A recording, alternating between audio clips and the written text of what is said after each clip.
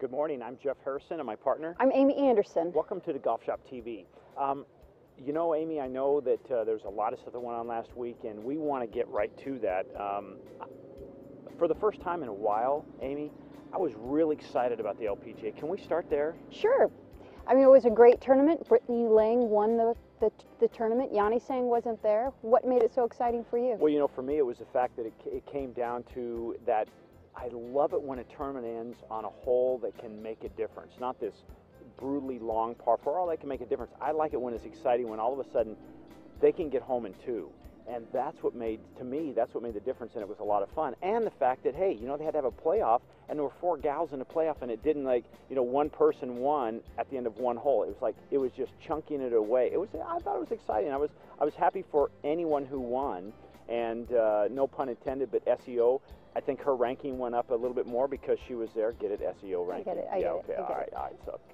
So that's what made it fun for me, and I'm really happy for Brittany because, you know, that was, you know, when you listen to her in the interview, she, you know, that was a hurdle she wanted to get over, so it's good for her. Yeah, and the Travelers had an exciting finish. How about Charlie Hoffman? Boy, it was like 3 shots ahead going, or 2 shots ahead going to the finish, and double bogeyed 17. I mean, but 4 tough finishing holes. Holy cow. Yeah. Lots of water. That was a great tournament, and, you know, I think it yielded the right person that won it. And yeah, Mark Leishman won it. He finished 2 hours ahead of the rest of the crew, shot a 62. I mean, how important is that? I mean, yeah. You have to say, hey, post the number and let them come chase Yep. you. I think that puts some pressure on people, So, don't you? Who was it? Hunter Mahan shot a 62 as well, his lowest score ever in a tournament. Finished early, didn't quite. He was 1 shot off the lead. Yeah. Bubba came back, was 1 shot off the lead, did quite well. It was a good tournament. Another great event. Yeah, and the seniors, Mark Calcavecchio won. Calc back in the winner's circle. That was a lot of fun to see. But it was a good weekend for golf. Yeah, I loved it. Anyways. So let's see. So what do we have coming up this week, Amy? Well, this week we have a few different tournaments.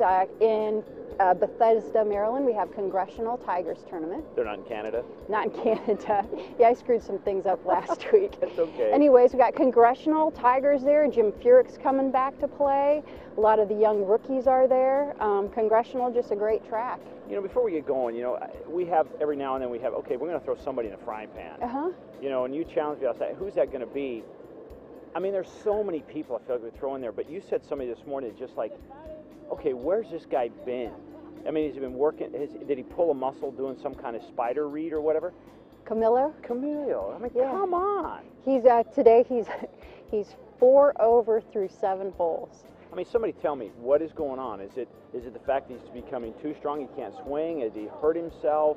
Yeah. You know, is he in a new romance? Did he fall out? What's the reason for that? Yeah, he's a shocker. He's a definite shocker, and he's been gone now for, what, 2 years probably? Yeah. It's crazy. Yeah. And Adam Scott today is 7 over par. Where's he been? Maybe it's his caddy, I don't know. You know, and they were talking about last night on the Golf Channel, they were talking about Jim Furyk, you know, and what happened to him during the U.S. Open. He played a brilliant U.S. Open. He had to kind of go for it the last 2 holes to get birdie. I thought he played a great Open. He missed 1 shot, Amy. Yeah. You know that. I mean, it's like 1 shot. So anyways, now the seniors this week are in Pittsburgh, and it's the Senior Masters. Steel City, baby. Yeah, and this is a tough track here. Now they're saying that the greens should roll at a 7 or 8. That's how the course was designed. It was built back in 1923, and they're running at a 13. Wow. Yeah, so a putter's going to win this tournament. I love it. So, you know, anything else going on? What about the ladies? The ladies have a Safeway tournament. It's in Northwest Arkansas. Nice. Okay, good field there. All right. And get some chitlins or something, you know. No offense to Arkansas. So what do you if you live in Arkansas? What are you called? Razorback. Yeah, I think the big tournament this weekend would probably be the Senior Masters. Yeah, it's going to be a blast. And it's a great field there. Go Freddie. Yeah. You know, he could be the first person to repeat since Jack Nicklaus. That's cool. So, anyways, we have a nice little fairway executive today. And should we tell them what we're doing to the show? Yeah, go ahead and tell them. Well, we've decided we're going to starting next week, we're going to go live, and the show is going to be 10-minute long, and then we're going to also show it on our... Wait, it might be 11. So it's going to be, you try to keep Okay, it close. that's right, we're here with Harrison. It could be 12 or 13. So we're going to shorten up the show, make it live, and then also offer it. Which site are we going to offer it on? It's going to be on DaGolfShopTV.com. Yeah. And then it's also, because it's going to be live, we'll send out some information, but it's going to be through Viddler. We're going to send that. It's one of our, it's a live streaming site, so that's where you'll be able to see us. So we'll get that all set up. And if you want to watch a tape of it, it's on DaGolfShop.tv, and then on that same site we'll have a weekly etiquette tip, a weekly swing tip. Whoops. Sorry, we're out on We're the at a golf golf course, and we yelled for. You know, we're trained to duck and cover. That's good. Geez. So yeah, join us. Well, let's get right to it. The Fairway Executive, we have that, and then we have a swing tip. No swing tip today. We're just going to do the Fairway Executive, and we're going to keep these shows brief. Fantastic. Well, thanks for joining us. I'm Jeff Harrison. I'm Amy Anderson. For the Golf Shop TV. Hi, I'm Jeff Harrison. Welcome to Swingpointmedia and Fairway Executive. I just had a thought about something, and it's, you know, we all have an issue with some procrastination, and it's always at different levels. And there are all kinds of things that you're supposed to do and write down a goal and this kind of stuff. And I got to thinking about me personally and, you know, what charges me up and what makes me get going. And sometimes I can see what has caused my procrastination personally. And I think I wanted to share this with you because I think it might help you as well. Is, you know, I love being successful, and I want to be at a particular level in my life financially. And then I got thinking, you know, is that really the why? That's really not the why. There's something deeper than that. I mean, why do we do what we do? A friend of mine, Amy Anderson, and my partner, you know, she does what she does with a deep passion because of her why. She loves helping other people.